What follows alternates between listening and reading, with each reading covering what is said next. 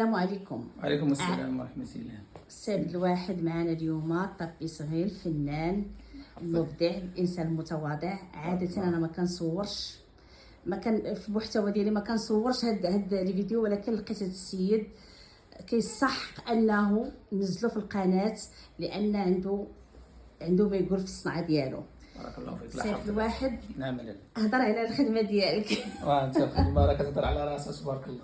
انتم ها الخدمه ديال السيد الواحد تبارك الله. الكنابي كيتسمى بنانه.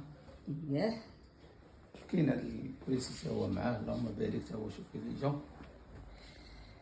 ها انتم شوفوا الخدمه كي دايره. وهاد الثوب اشرح ليهم، قول لهم الثوب. هاد الثوب هذا بوكلي هذا. يعني الجوده، الجودة يعني شي حاجة وأنا- مليحة. شي حاجه مزيانه. حاجة طوب. هذا تا هو البوكلي بحال هكا بالبلون كاسي، درنا ليه هاد الكرة بحال هكا شتي هنا. وهذا ها انتم وكاين هذا اللهم بارك، ديت هذه بيرلا طلعت هي سلام زوينه، خدمناها بحال هكا بهاد المخيطات الصغار، بحال هكا بهاد الديزاين هكا جا زوين اللهم بارك. حقيقه راه واخا والخدمه راه كنصور، كتهضر على راه راسها. الخدمه كتهضر كيف قال السي عبد الواحد، الخدمه كتهضر على راسها. راه الجوده باينه والمعقول باين والثمن مناسب. يعني السي عبد الواحد راه مرحبا.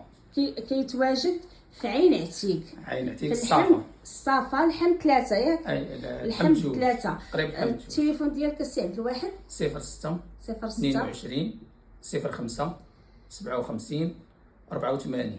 واجي شوفوا حتى الناموسيه. وهذا الاخ ديال السي عبد الواحد. الله يحفظك ويكبر بك. كيخدموا كلهم بالمعقول الصراحه، وراه دكانه. هذه الناموسيه والموديل الانسان اللي بغا بالغونجمون.